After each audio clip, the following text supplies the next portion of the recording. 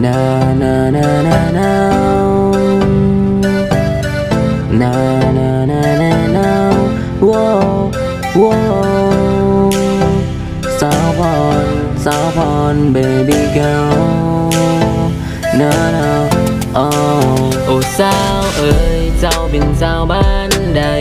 คือมันน่าฮักแหงเห็นในคอยนั้นฮักเห็นในคอยนั้นหลงไหลหรือว่าเจ้าคือสาวพรที่ไผนั้นตามหาเพราะสาวพรนั้นนะเป็นผู้สาวเดือนเฟซยามใดก็เห็นสาวพรอยู่ในนั้นพังอารมณ์ที่สาวพรเว้าและติดหูทุกลาทุกวีทุกวันนั่นก็คือเน็ตสาวพรสิเบิดแล้วเด้อโทรมาก็โทรได้แต่ว่าอับบ่ได้เด้ออยากโทรไปหาสาวพรนั้นนะสิเฮ็ดจังได๋